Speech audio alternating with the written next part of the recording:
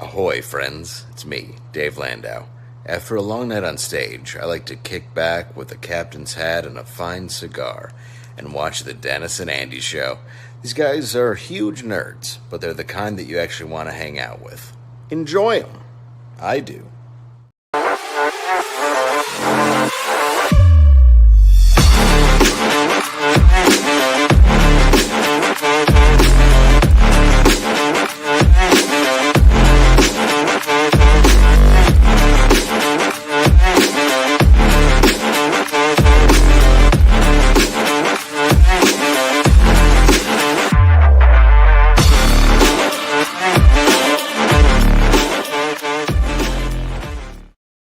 Well, hello, everybody. It is the Dennis and Andy Show here for your enjoyment every Wednesday at 3:30.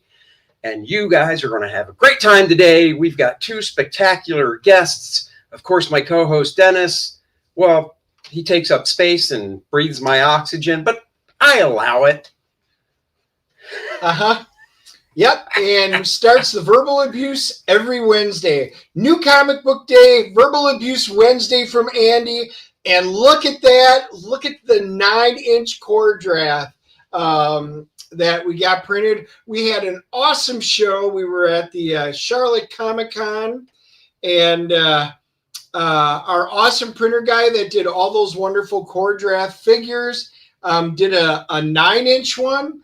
And brought it to the show to see what it looked like. Yeah. And guys, it is pretty amazing. Look at that. This baby's rad. Let us know in the chat if you'd like to see this one in the online store. And we could put it up there. So it is awesome. Dennis said that is the coolest 9 inches I've ever seen. And I was like, wow. And my wife told me that, but it wasn't about core draft. And I was like, what? Well, and Andy said, I don't even know what 9 inches looks like. He says, I barely know what the 2-inch one looks like. But hey, there we go. Look, guys, when I married my wife, I took a ruler, I remarked it the way I wanted to, and I said, no, I don't know what you were taught in schools. This is 9 inches right here. This is 9 inches. Yeah. So, guys, two other things. We wound up not getting a chance to do a video of our comic haul this week, but believe it or not, I didn't buy a single comic book. What? The Earth's falling. I don't know. There was nothing out there that I needed. My collection is darn near complete, so there was not a lot out there. But I wound up buying 2 toys. Me, I haven't bought toys in years. First, Marvel Legends came out with Rom. You all know I love Rom, and I got one for Andy too. Check this out. You mean this? I do. Beautiful Rom figure? Guys, I have action figures. I've done a studio tour before, so it's not like I don't collect them. But this Rom, holy crap. It is my favorite. It came out in 1979 and continued through the early 80s to mid 80s. One of my favorite runs of all time outside of the X-Men. I just did the unboxing video, and you guys get the close-up view of it and everything. It's got the energy analyzer, the neutralizer. It's awesome. The special effects on it. Check that out. And then Andy sent me a picture because I wasn't out shopping for toys. Our buddies at Needless Toys and Essentials had, yes, Mezco 112, Silver Centurion Iron Man, light up chest plate, tons of accessories, head or the full helmet. You can swap everything out. $125. I broke down because it is the coolest Silver Centurion I have seen out on anything. I did a full video, and you guys can check that out on my YouTube channel. There you go. So yeah, guys, go check that stuff out. And it was a fun show. I did buy comics, and because I hold true when we go to a comic book show to buy comics, unlike the heathen sitting next to me that was like, I'm done with comics. He just snubs his nose to him. I just don't need anything. They were like, what do you Dennis need? Has everything. I've got them all. I've got all the X-Men. I finished off my $6 Million Man collection. I had every ROM, growing up. So, out of Space 1999, got them all the X titles. there's just not much out there that I actually need anymore. So something jumps out usually at a show, and I usually wind up buying it. Not this show. It was toys. But it was a great show. So Dave put on a fantastic show in Concord, North Carolina. Some of you guys stopped in to chat with us and hang out, and we appreciate it. That's right. All right. Well, without further ado, we shall bring on our guests. First, we have, he goes by one word. It is salty, which is funny because that is sometimes how I describe Dennis first thing in the morning when we're at a convention. He's a little salty, but this guy's not. What's up, my friend? Oh, look at that. Oh, hi. How are you? He was reading Cordrath, The Awakening. The book and I was reading one line where I said, I feel the power. I feel the coughing. I can't help read it in that voice now. And the pose and everything. I feel the power. Yeah, great. I'm stoked for this. This is awesome, by the way. But yeah, hi guys. I'm Salty, aka Sean Salter, or Sean Salter, aka Salty. However you like. However, I wish I had a last name I could have made cool into something, but with Smith, you're pretty limited. I wish you had a first name. No, you're screwed. Cool. Any name would have been cool, but hey. We live with you. Was a nickname I got at Disney when I started there at 18 years old. My boss said, Salter, I'm going to call you Salty. And that stuck. And it stuck. Wow. I can't wait to get more into your background now that you said you started at Disney at 18. But before we do that, we'll bring on our next guest, which is, he's been on the show before. He was on long time ago promoting, I think it was his first campaign. I can't remember, but he'll tell us. He will tell us. And it's Jose Garcia. Hello. Hey, what up? Man, we've got a guy that's worked for Disney, a guy that's worked for Netflix, all these two animation type dudes in one room. Look at that. Oh. Nice. Oh. Yeah, you guys could just go off on your own and have a little conversation about the ins and outs of that. Because I've never worked in that field. So I feel you don't want to. Yeah, exactly. Pretty much. Well, all right then. It's unforgiving and cruel. And it's all in Canada. Jose, last time we had you on, what was the campaign you were on for? Oh, so I think last time we were promoting Lumina Box. Yes. Yeah. Yes. And ever since I have like maybe 20 books delivered, so I'm at book 26 right now. Very cool. Wow, it has been a while. It's been a while, yeah. Well, that's cool. Well, when this does go for guys, for those of you watching it live, we're going to go through. We're going to drop a whole bunch of links and stuff in there. We're going to show them to you. But when I put you up on the channel, when it goes to repeat, I'll go back and find your original one and tag it in there. Yeah, definitely. And if you don't want to wait for that, just go to the channel and search Jose's name, and you'll find it that way. So. That's awesome. right. Cool. Well, since Salty, this is your first time on the show, we have a little initiation that we do for everybody because it's a question that the viewers always want to know. Wait. His initiation is a question. You said that to me and said, drop your pants. Yeah, but that large paddle that said whack-a-mole, I mean, it had to be used. So you're calling it a paddle, huh? I've never seen a girthy round paddle before. It's a paddle. So, Salty. Yes. They do want to know how you kind of got into the business and how you got into doing it. And it sounds like you got a good, a cool story we get to find out a little bit about. But we all got into comic books somehow. So what was the first comic book you either bought or were given? And do you still own that comic book today? The first comic I was given, I think I was like 5 or 6 years old. It was Uncle Scrooge. Disney comic, I think. Well, obviously Disney comic. It was given to me. Man, that I think it was my grandparents. I think it was my grandparents, and I loved it. I absolutely loved it. I was drawing then, so I just liked anything with drawings and pictures and things like that. So that was my first comic. But what really got me into comics was Todd McFarlane, Spider-Man, his Spider-Man run, because that was right when I was at the age where I could mow some lawns, get some money, get on my bike, ride down to the comic book store, and get whatever comics I wanted. And I loved Spider-Man. And I don't know what it was about Todd McFarlane at my age, but it just, I was obsessed. I was obsessed. So life very quickly became about mowing lawns, getting money, and going to the store. I think comic books with Todd's stuff, because just by you saying that, and I don't know how old you are, but with what you were saying about mowing lawns, I'm going to guess that when Todd's stuff came out, what were you, like around 12, 13?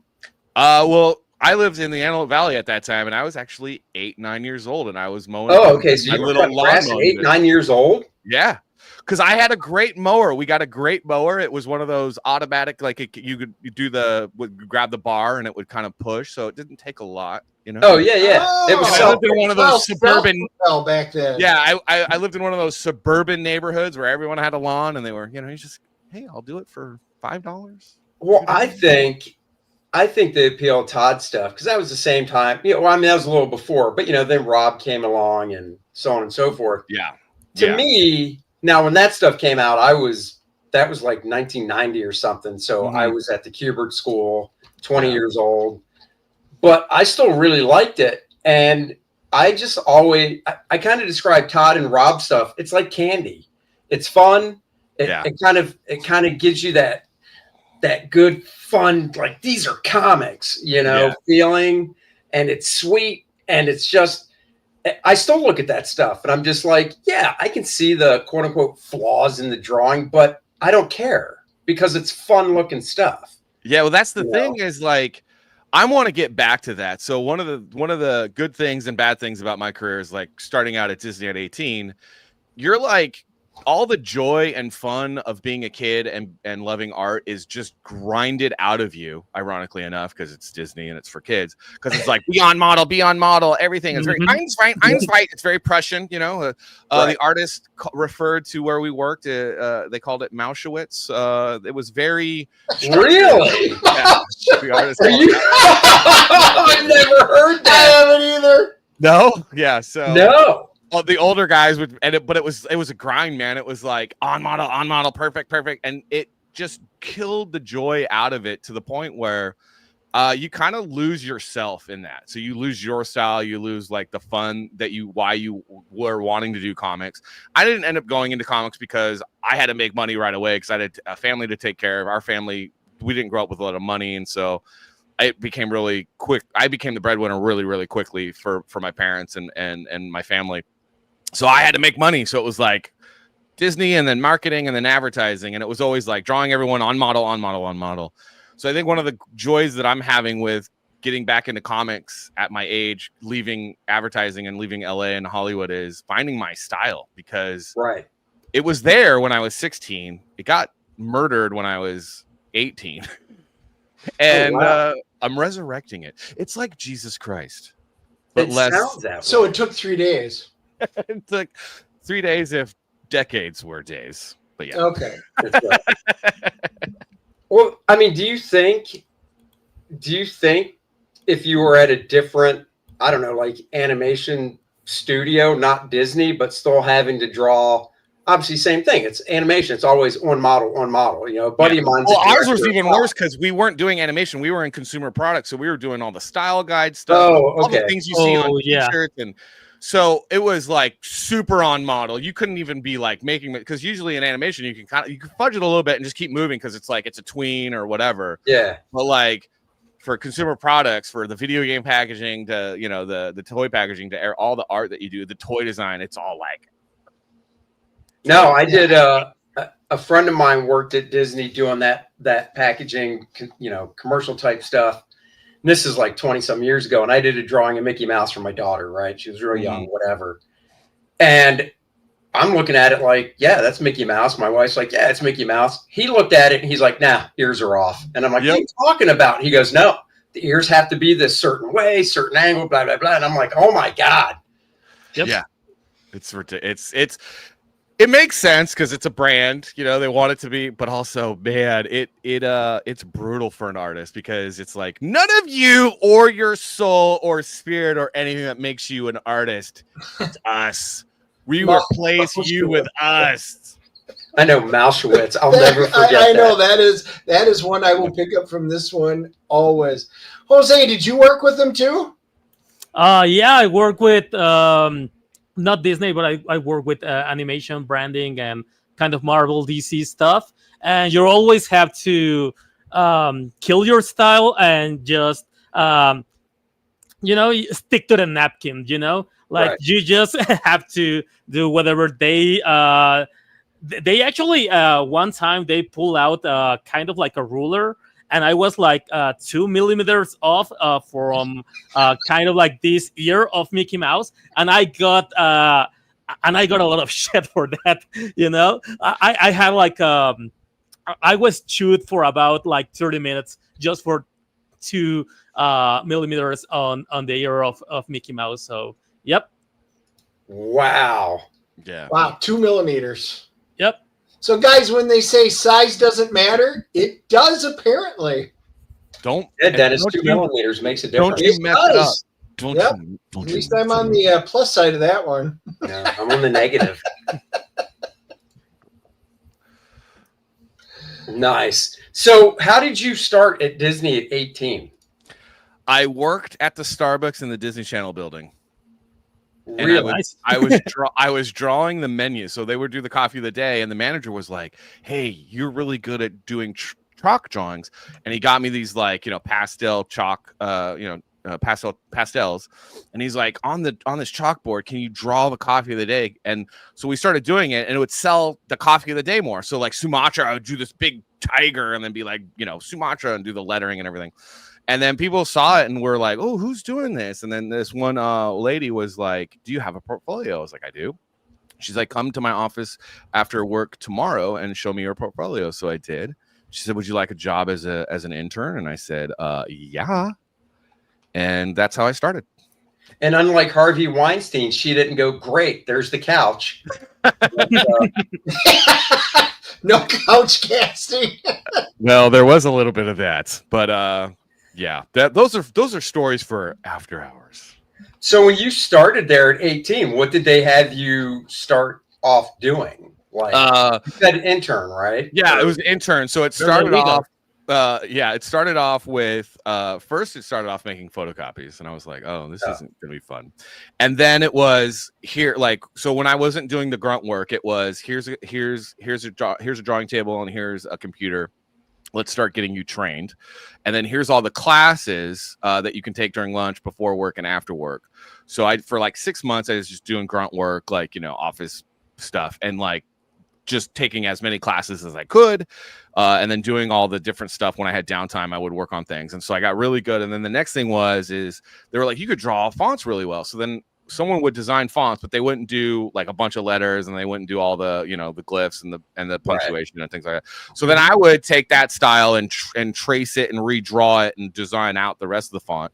And then I started cleaning up drawings, and then I got into inking, and then it was okay. Maybe we'll have you start drawing. So then I started drawing things, and then it was digital. Like I was going digital because that was early on, late 90s.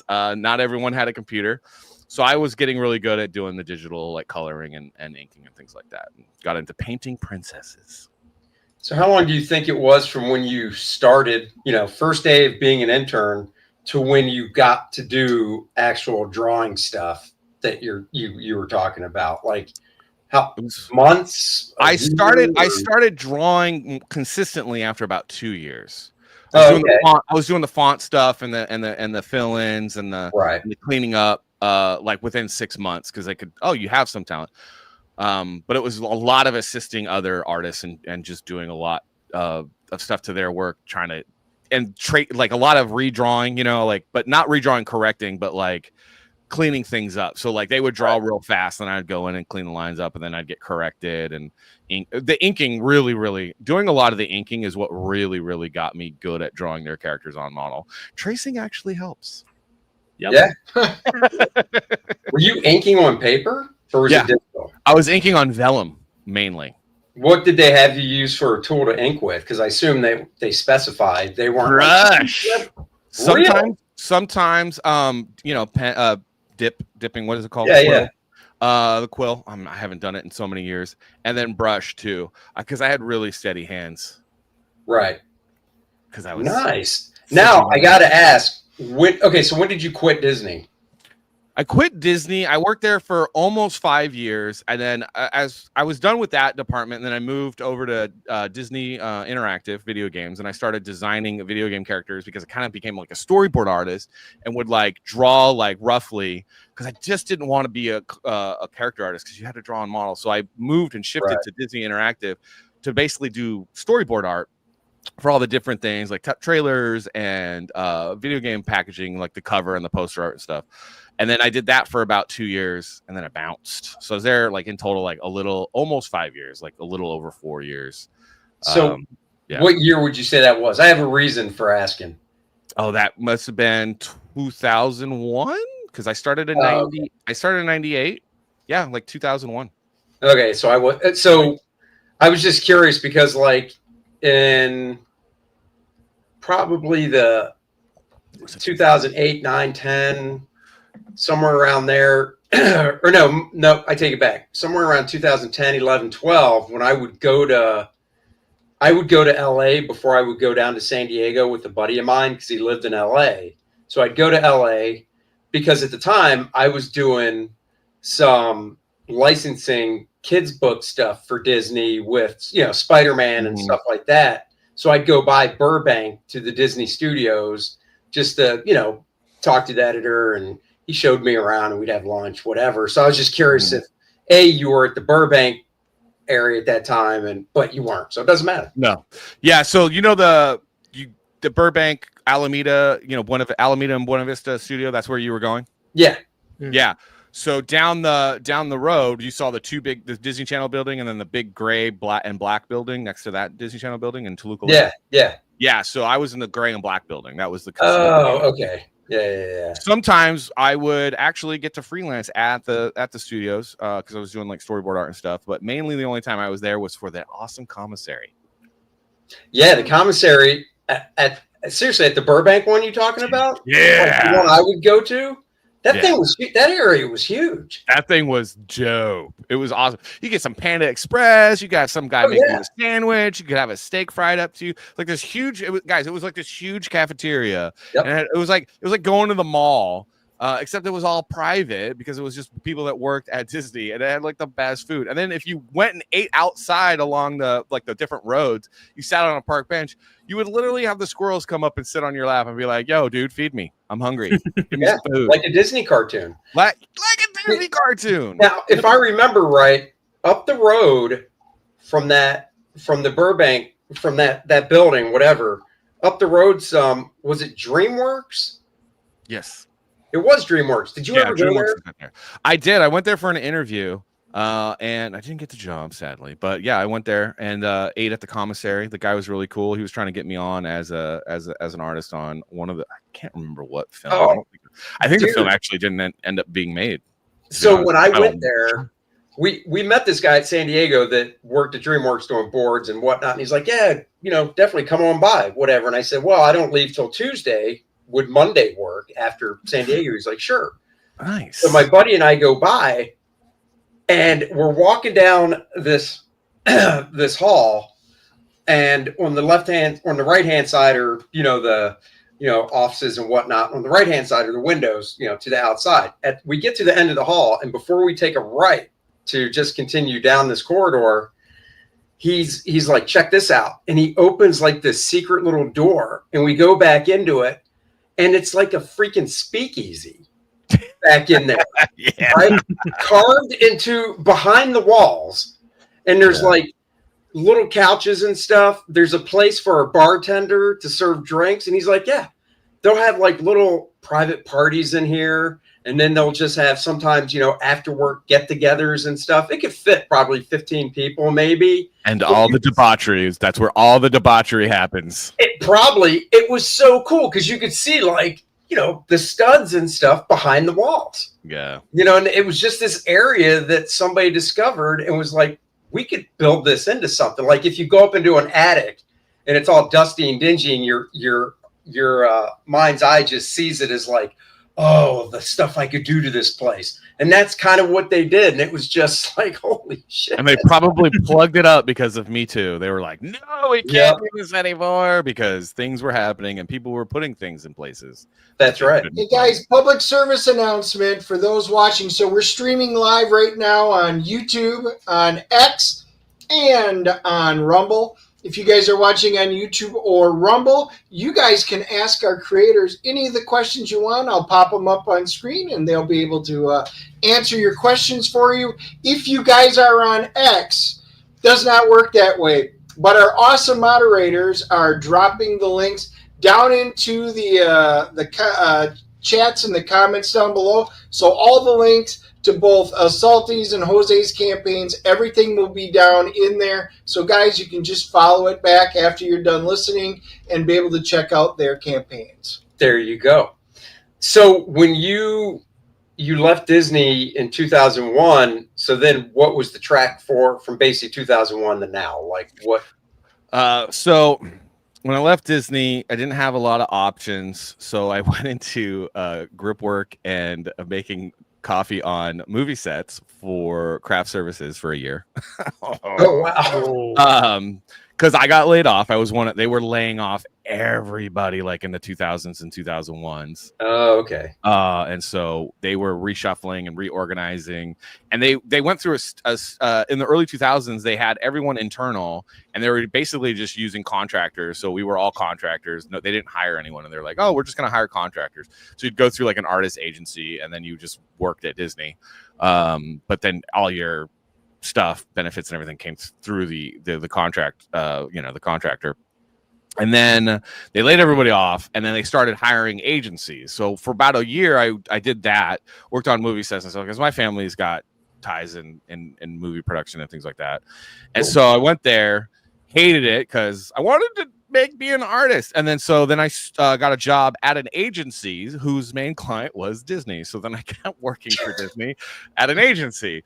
And so I did agency. And then that's what I ended up doing, is just marketing and advertising for the entertainment industry at several different agencies, ended up working on, tons of stuff for Disney, Warner Brothers, all the Hollywood studios. Nice. That's cool. Nice. Yeah. Fun times. Cool. All right. Advertising will kill your soul.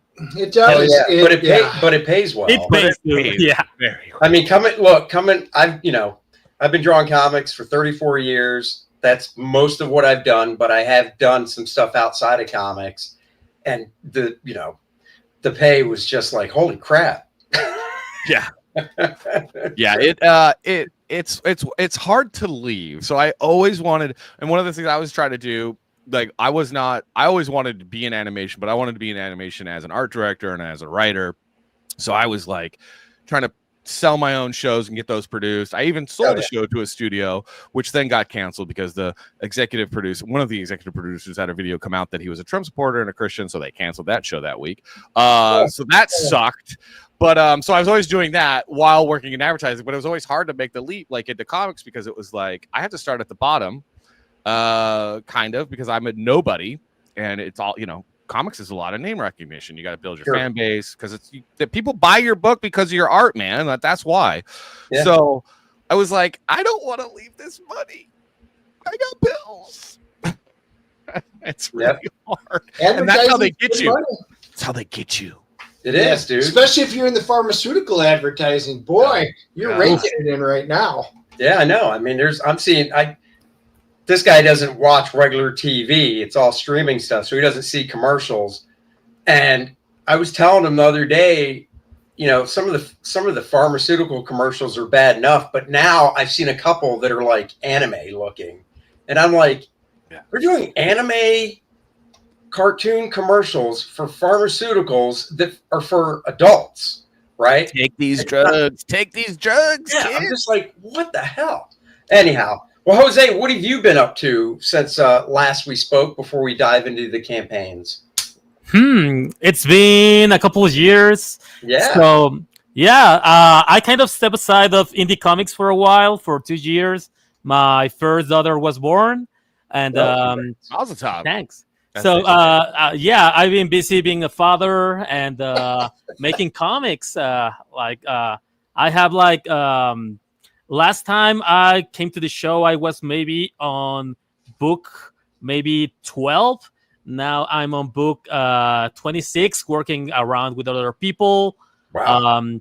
But this is just my second book, my second personal book, and I'm trying to, make this full-time gig right now. I left animation for good, like last year, and I've been trying to focus more on comics because, as Salty said, like after being a storyboard artist for so long, like it kills your style. Mostly when you're doing storyboards and you're just doing dots and lines for the faces. You're trying to draw back, kind of like you're trying to draw like a face, and nothing gets. It never looks right, you know. Right. And when you try to get back to your style, you're trying to fight, the urge to just do it as quickly as possible. And and you have these mixtures of styles that you're trying to just shake off. You're trying to get the best of them, but sometimes you get stuck with. I got stuck when I was working on Steven Universe with kind of the noses. And I think they're ugly noses, but I got stuck, with kind of those gimmicks of those styles. So yeah, that's it. Oh, cool. Well, at least being a dad didn't take away most of your time. Boy, it is challenging. One kid, right? Yeah, first one. First one. That's always the best one. That's the one you can make all the mistakes with. Oh, I've noticed. Yeah. It's true. So I'm the youngest out of two. So my brother got all the mistakes. Dennis is the oldest, so he's the one that was dropped a lot. Yeah, yep. Yeah, but when you're the youngest of like four, like I am, they don't even care. No one cares anymore. Nothing you do is special. Nothing you do is great. And they don't even care if you're missing. They're like, what? We got 3 more kids. It's fine. Well, at least you got 3 or 4. One of my relatives, she is the youngest of 12 or 13. Whoa. And I was like, what? That's a litter. I said, number one, Dad had to be the happiest man in the world, at least for a little while. But I was like, yeah, really. I mean, by the time you get down to an even dozen or a baker's dozen, you're like, oh, okay, yeah, just do what you want. Go for it. Yeah, keys are there, whatever. Yep. I don't even think you remember all their names. You're like, which one are you again? Well, my wife is the youngest of 7. Ooh. And it's kind of a joke because you usually hear, like, one of her brother's names is Joe and her dad's name was Joe. So he's Joe Jr. Okay. Well, my wife's name is Helen. Her mom's name is Helen. So the joke is always, this was the last one. It was number 7. It was like, oh, it's a girl. What should we name her? And her mom was just like, just Helen. Just go with mine. It's easy. Don't care. I'm done. Just go. Yeah. Give her mine. Is she Helen Jr.? No. Helen Right? Jr. Right? Girls don't do juniors. They don't do juniors, but same Yeah. middle name and everything. So, yeah. I would just call my wife Junior. I'd be like, what's up, Junior? Same. Now you say that, same social security number? No, not that. But nope, not that. So, all right. Well, let's. If you guys want to pull up your campaigns and share your screens, we can take a look at them and start diving into those. Cool. Getting into the fun stuff. Oh, yeah. Hold on. Oh, silly Chrome. Yeah, I always forget how to do this. No, I mean, I had it up, but then I realized I was in Firefox, not Chrome. I'm such a noob. Sorry, guys. Oh, no, that's fine. And I'm on dark mode. I haven't used Firefox. Dark in a long mode, time. yeah. I do the same thing. Everything I have is in dark mode. That's because you're dark. I am. You're so dark. All right, so give us one. You said, I know you said you had multiple videos. Play the one you like the most first, and then we'll circle back. Circle back. Okay, so Circle back. let's see, which one do we want to play? Let's play the Von Klaus one. Oh, there you go. So part of my career has been directing video trailers and Sure. things like that. So It's been nice. Vaughn is great though, because you don't have to do anything. He's just like, Vaughn, here's art, help. And then he's like, here, what do you think of this? And it's like, yes, I love it. Yeah. Oh, very nice. So Randy's already posted.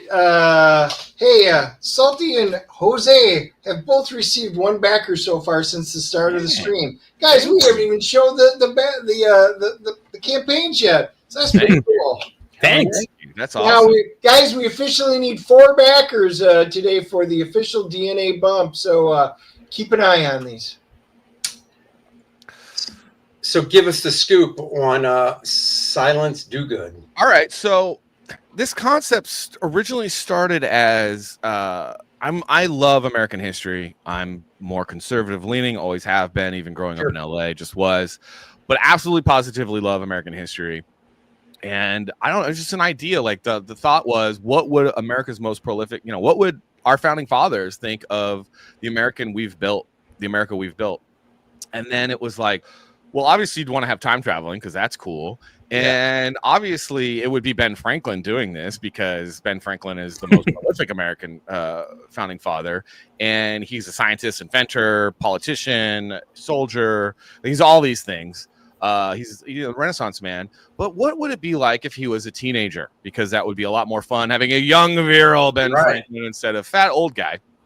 So Ben Franklin is Silence Dogood, a clever, daring, and rebellious teenager thrust into an unimaginable crisis. Snatched from his time, he is imprisoned in a virtual reality world designed by Milo, America's most formidable tech mogul.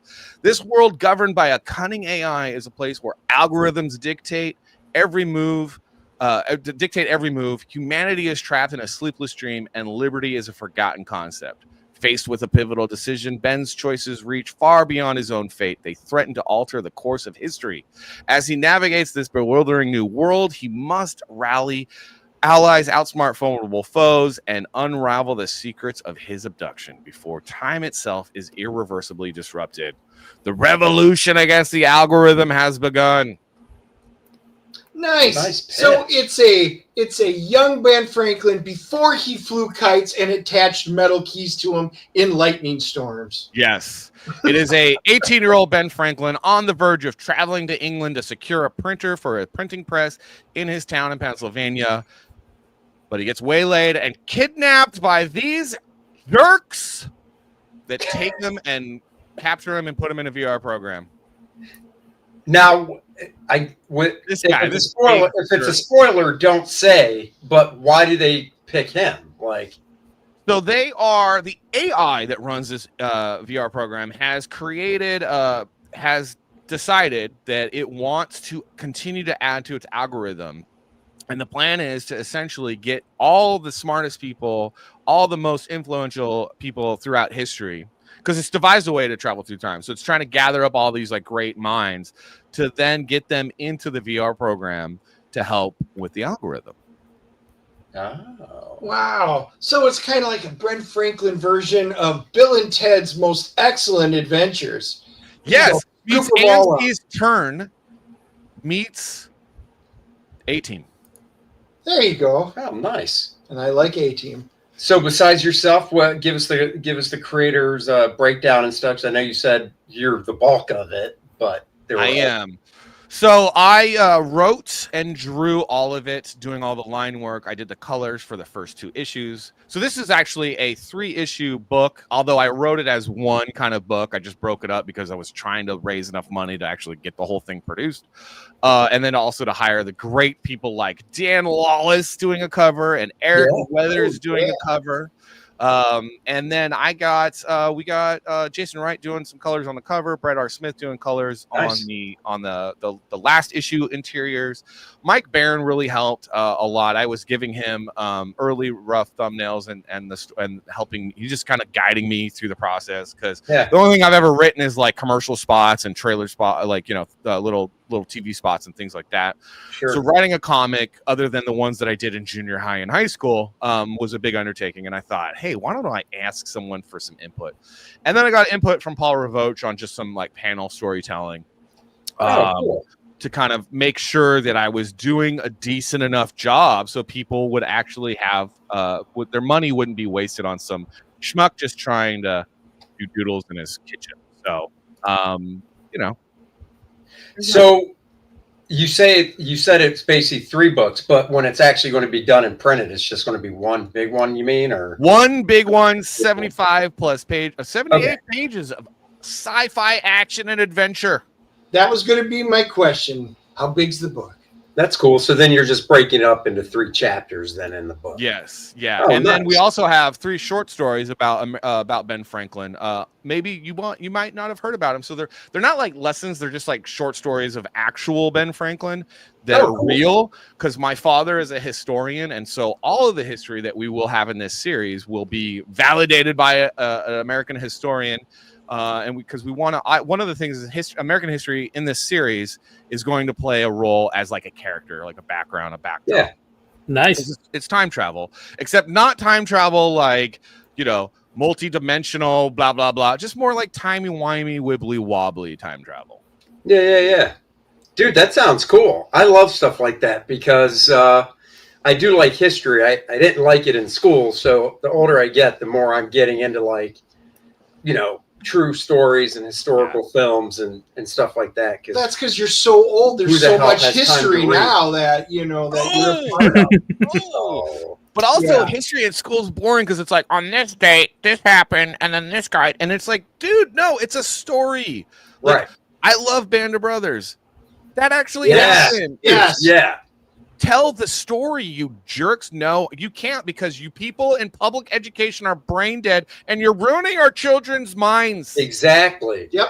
No, I mean, I know it's a tangent, but Band of Brothers, and then it was the 3. What was the Pacific was the one, and then the Air Force one that just came out. I know, which was good.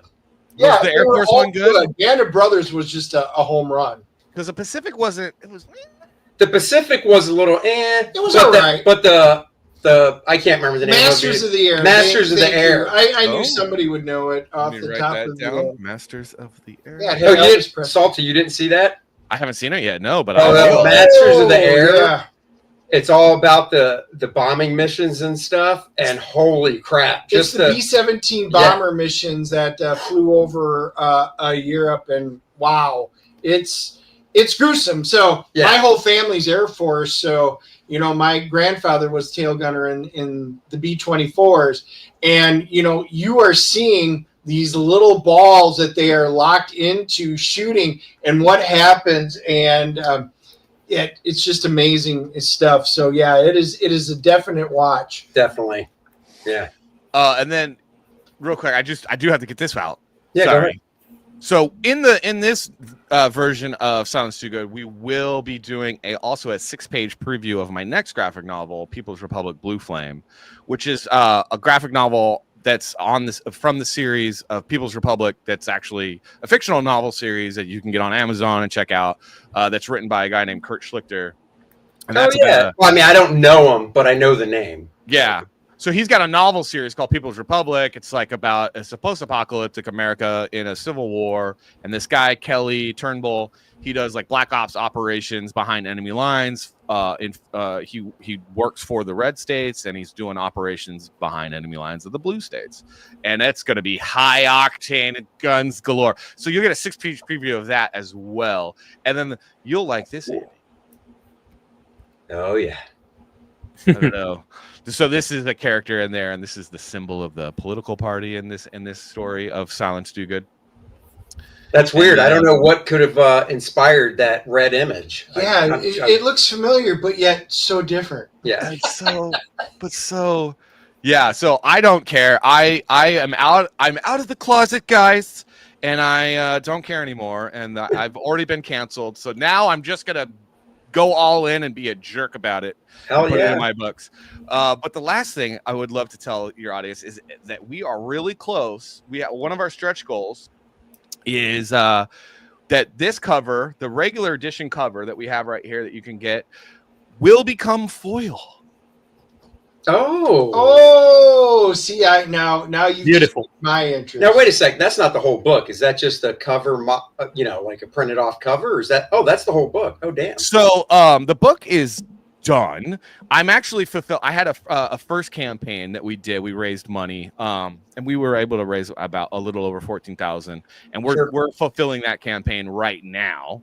And so this is kind of like a second chance campaign for those that have missed out. Okay. But it's got new covers. It's got the new preview for People's Republic. And like if anybody got the issues 1 through 3, this book actually has 4 new pages of story, because I just wanted to improve the story, and I'm getting better as an artist in general and just better as a storyteller. So I wanted to kind of make some additions and improve it. And it has new lettering and then updates to the art in general, because I am obsessive about things being a little bit better every time I look at it. And I want to keep drawing this, but I'm like, nope, I'm going to work on issue 4 next. So yeah, it's probably a good idea to move forward.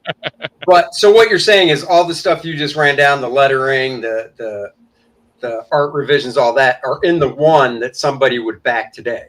Yes, absolutely. Okay. Awesome. Yeah. Just this is how I want this story to be told. Right. Like it's been a learning lesson, but I've been really like why I brought in Mike Barron, why I brought in reached out to Paul Ravoch is because I come up in a world where you need creative directors. I was a creative director. Sure. I mentored younger artists to get better at their craft. I was coming in new. I don't know everything. So it was like, let me get people that know more than me and get their opinion on stuff so that I can make this the best possible. And that's what we did. That's cool, awesome. Man. Glitch, just back, Salty. Hey, have that flawless Dan Lawless cover. Look at that. Some Ryman and a backer, and it looks like you picked up 3 backers so far. Wow. Thank you. 2. So there you go. Hey, all right. Well, take us through the individual perks, and then we'll move on to Jose. All right. So first feature perk right now, it's a little pricey, but that's because it's original art. Because AI is taking over, and this book might be about how AI is evil. It might be a little social commentary on why AI is the devil. I've decided to go traditional again. I was very digital for a long time, and I'm like, you know what? I'm going traditional because you still don't have that market cornered. So we're selling some traditionally drawn art, and that's going to be the cover, one of the covers there. That's the feature perk. We got the regular edition, which will become the foil once we hit 10,000. Cool. We got the Dan Lawless cover, which is flawless. Yeah, that's right. Just looking gorgeous. She looks amazing. John Malin had some feedback, and then Dan obsessed over it, and then made that feedback even. He's so great, man. Yeah, so he's awesome. And she looks very nice. She's got very good assets. And then we got that Eric Weathers cover, which is also awesome. A very different take, which I absolutely love. It's very surreal. And then we got my last cover, which I think is a lot of fun and chaotic, colored by Jason Wright, and that's the original art that we're selling. And then we got a shirt. So if you want a nice soft shirt of Ben Franklin wearing sunglasses and some jewelry, it says "Silence do good. Well done is better than jibba jabba." Nice. And you guys should know that reference, being children of the 80s. And then we got all 4 covers. You can get all 4. And by the way, I love all 4 covers. I liked Eric's covers. I liked them all. So these are solid. I like them. And then we got I Want It All, which is the first 3 issues. So you'll be able to see all the mistakes I made and exactly how I fixed them in all 4 covers with a T-shirt and an art poster. Oh, nice. And what's I can't read it from back where I'm sitting. What's your estimated shipping, say? We're aiming for August. So very nice. This summer, because again, it's right here, guys. Well, how much time is left on the campaign? Where are you at in it right now? We I think we got like 17 days left. Now, is that like, how there's the first 30, second 30, or is that just 17? This is the last 30. Okay. And then you're going to keep it in demand? And then we'll keep it in demand. I'm not quite sure what we're doing. We're actually going to be trying to build our own website, because I think eventually I'm just going to sell it from directly to people on my website to try to, cut down some of the extra things in the way. Yeah. So it's super dope. Let's refresh, because I think we got some backers. Get those tabs off there. Randy says nice. You now have four new backers. Oh, wow. Thank you guys. I hope you That guys means like we have the official DNA bump. That's right. Nice. I feel Nice. it right in my butt. Wait, what? Well, I mean, that's where the DNA bump usually gets felt. Yeah, and we're like almost 500 away from that stretch goal, man. So very, very. Oh, there very you go. Well, Well, cool. Hopefully, while the show goes on, you'll get some more. We're going to switch over. I have more videos later if we want to entertain the crowd, but obviously Jose's got a shill. Oh no, we'll definitely try and hit at least one more of those. Oh wait, I got it. Oh my God, StreamYard and their new fangled crap. Now I'm excited. Okay, now we are with Jose. Oh, in dark mode. Yes. Yes. Oh, I really love that. Your comic, Salty. It looks real good. The foil cover, awesome. Thank you, man. Thank So, give us the rundown on your new campaign, because I know this is different from the last time we had you on. It's not a continuation, I don't think. Yeah. So I'm trying to do a new series. The thing is that I've been working with other guys here in the indie scene. The guys from Clownfish. I did the Graveyard Shift book with Maylin. Yep. I did I've been around working with a lot of people, the Tiger Blue and all that stuff. Yeah. But I really want to just focus on of my own stories. And I'm actually trying to do like the exact opposite as Salty. Like I'm trying to do everything on my own. I'm kind of cutting out I'm trying to just work on my own stuff by myself, and I'm trying to promote and trying to get back in the indie stuff. And this is Club Van Fleur. This is one of the stories. I always said that I have like 3 stories I want to tell in my life, and this is one of them, the first one of them. And it's pretty much steampunk, apocalyptic steampunk graphic novel about some kids that are stuck in this world where there's monsters, there's magic, and there's the last bastion of humanity. There's this the last city which has this technology to fend off monsters, to fend off all the creatures and all the unknown. And up there, you have our main character, Julie Van Fleur, here on the cover. She is the daughter of kind of this scientist, that this kind of leaders of the Club Van Fleur, which is kind of this club of the most intelligent people of humanity gathered together, trying to make inventions, trying to invent some things, do science to save the world, to keep humans alive. And you have all around this world like this, you can see all this kind of very, very destroyed kind of world around here. And there's the kind of all these eldritch and kind of these dark fantasy elements going on in the background. And after a siege on the city by one of the elementals, the fire elemental, trying to destroy the humanity, Julie Van Fleur, she inherits her parents' club. They died in the last fight against this fire elemental, and now she's in charge of being the leader of all these intelligent people. But the thing is that since she's a child, nobody wants to follow her, and she's a girl, so she's pretty much everyone's just pretty much like, okay, like this isn't worth it. We're not going to keep on this club. We are it's every man for his own. Sure. So it has a lot of political elements, like people trying to steal the technology from the club.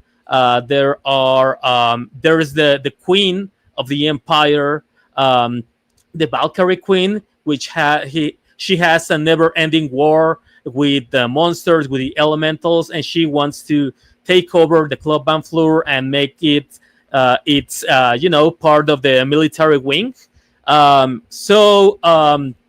This is a story about Julie trying to uphold and protect her parents' legacies. Um, she tries to save the world with all the science she can, and she's sent on a mission by the Queen to try to find something that could end the war.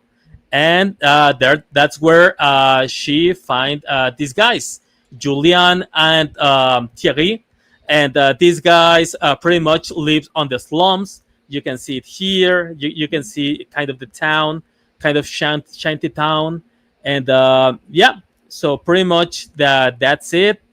Cool. You can see the pages. It's all in black and white. Yeah. I'm using kind of this kind of engraving kind of style.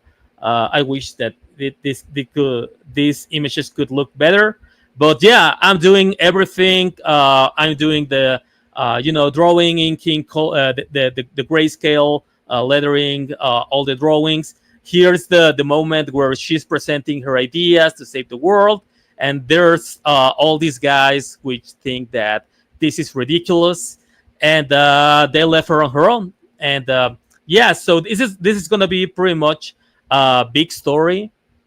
It's gonna be a big story. It's kind of like an epic. Like I have the first 500 pages already penciled. Holy crap! How many pages is this one? This one is 80 pages. It's the first book out of 6 for the first arc. It's gonna be quite a couple of arcs, but since I'm going full time and I'm kind of a fast artist, like we can get one of these done every 2.5 months, no problem.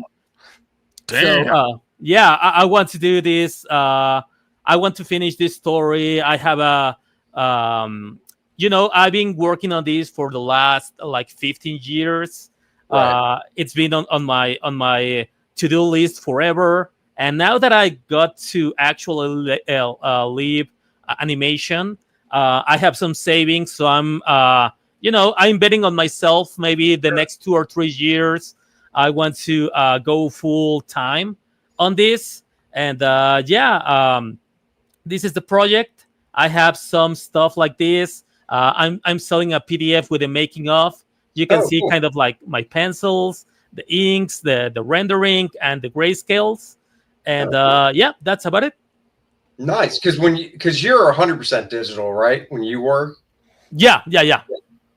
So why don't you break down the tiers for us? Oh, Rich always showing up late, thinking he's cool. Rich, it's only cool when Dennis and I show up late somewhere. When you do it, it's just disrespectful and rude. Keep it up and you'll be blocked, my friend. Rich is one of the cool kids on the block. No, I would never block Rich. He's an ex-cop and he lives in town. He probably still has buddies on the force, and I don't want to get swatted by him. Oh, wow. It is. Well, now you're on the list. It is Chicago, right? No, we're in North Carolina. Yeah, no, you're in North Carolina. We're on the good side of the railroad track. Yeah, I'm not Chicago. Yeah, no. Oh, Chicago. You guys should come to Chattanooga Comic-Con. Let's go. Tell the promoter to get a hold of me. Yep. Oh, okay. That's what I will. they tell everybody. You guys, if they want us to come. People go, you should come here. And I go, well, tell the promoter to invite me and we'll talk about it. Nice. Yep.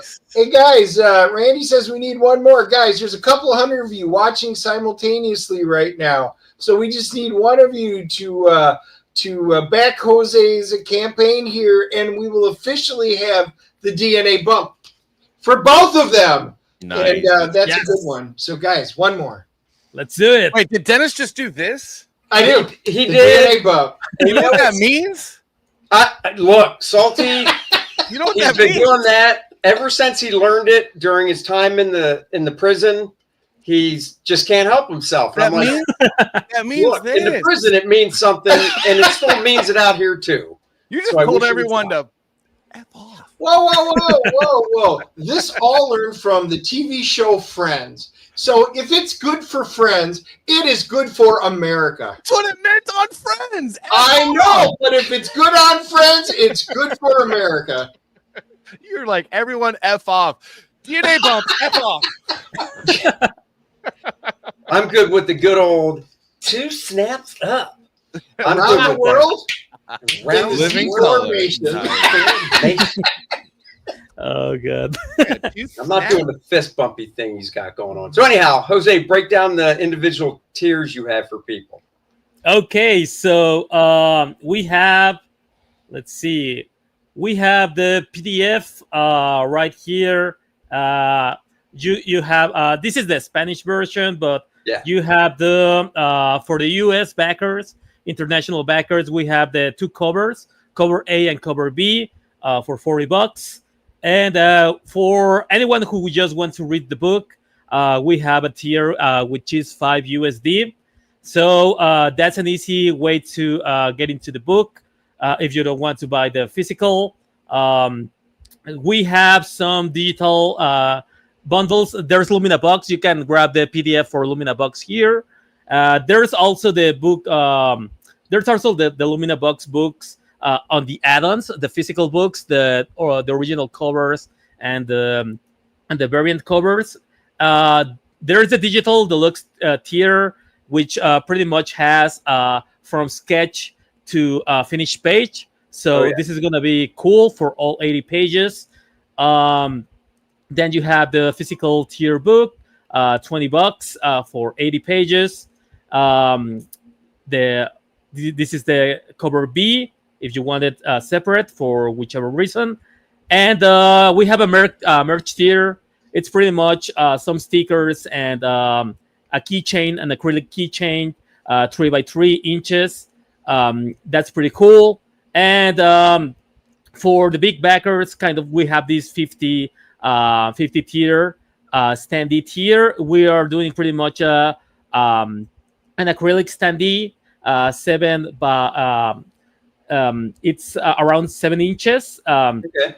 So it's really cool. It has all the other rewards and has a PDF and all that stuff. So that's kind of the big reward. And I also have Fund My Comic. I never show this a lot, but we have the same stuff here in the storefront. The only thing that it's kind of like different, it's this $450 dollar tier, which has a lot of the books I work on, and it has 2 original pages for my last book, Lumina Box.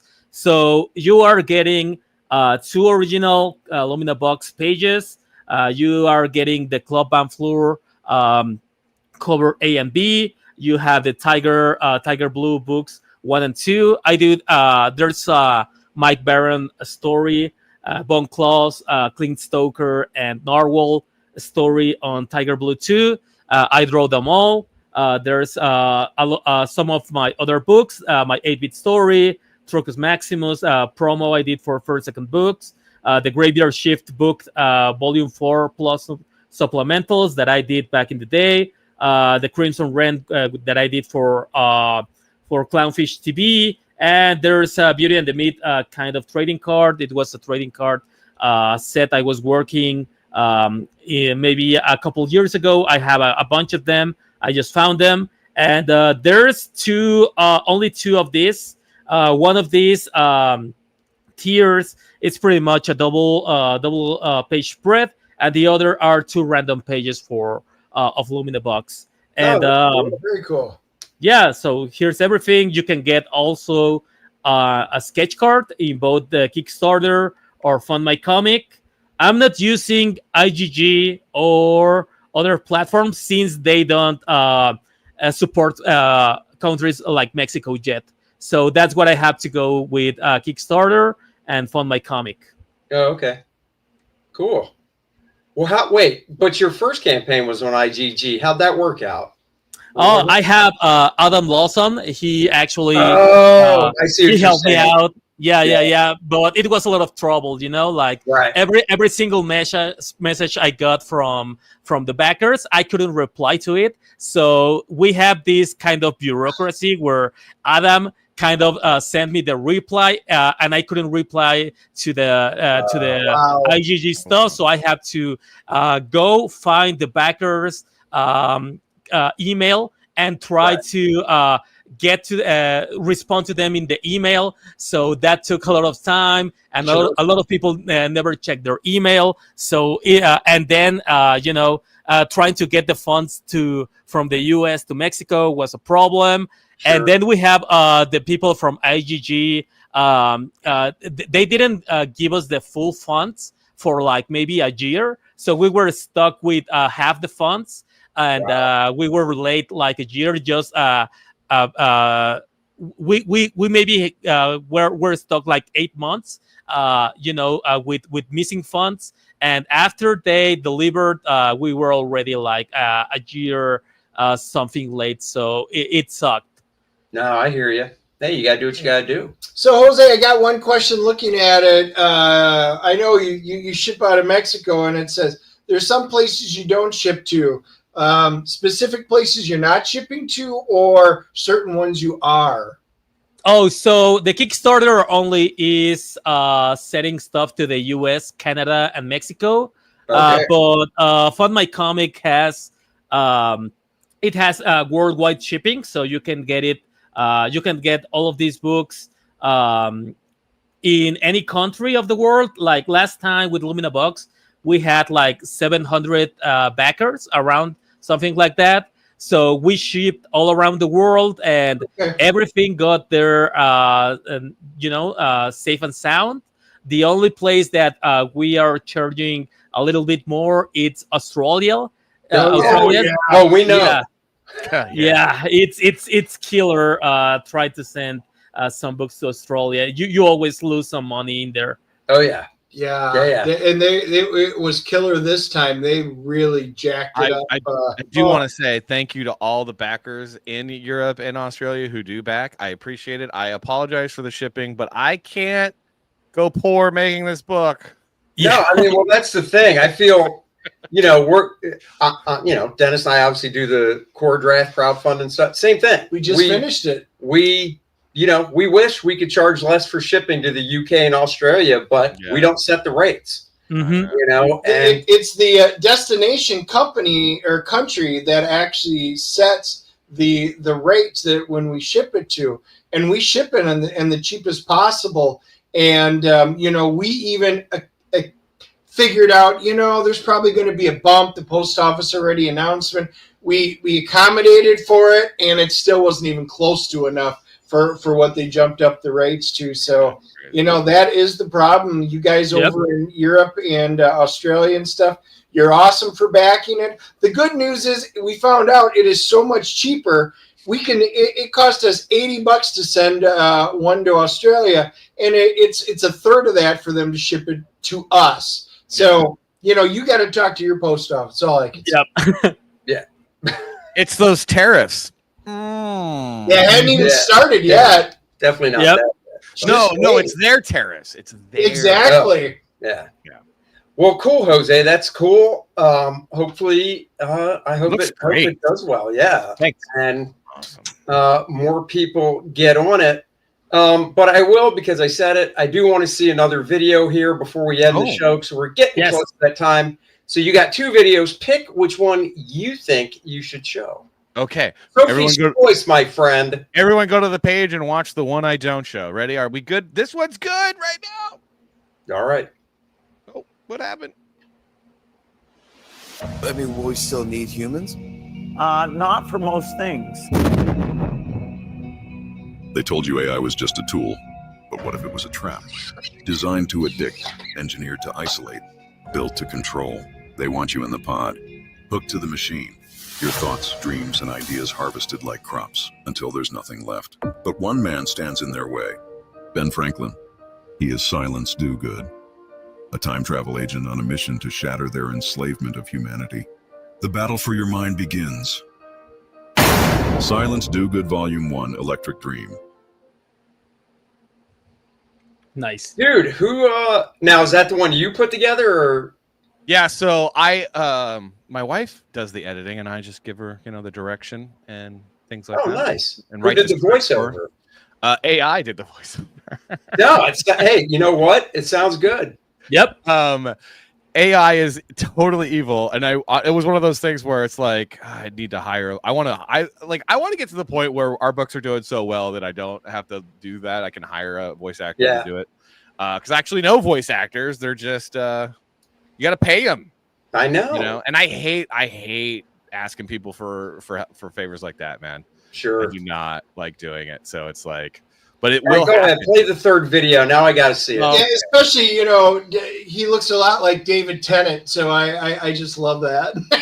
Well, if you look at old pictures, like if you find some paintings of like Ben Franklin at the printing press as a teenager, you'd be surprised. Are you serious? Wow, David Tennant looks like. Whoa! I was actually just going to bust your chops and say, did you reference what he looked like as a teenager? It might be subconscious influence. I absolutely love Doctor Who. My favorite Doctor Who is Peter Capaldi, then Matt Smith. As you can see right there, I have Matt Smith, and then David, it might be subconscious. Got to get David Tennant right there. So, and then Capaldi is above. Nice. I'm Tom Baker first, and then Matt Smith, and then Tennant. Nice. Tom Baker I liked him as a kid, growing up as a kid. Yep.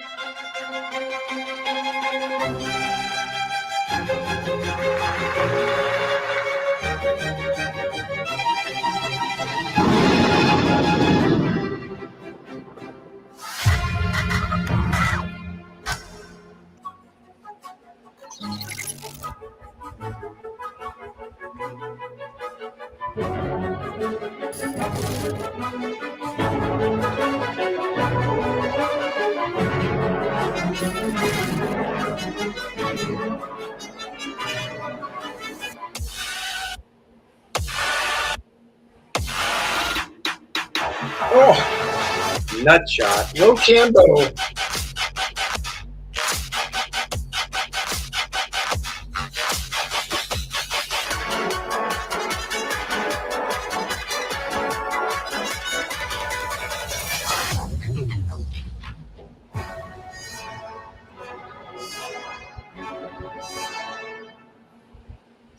Okay, that's cool.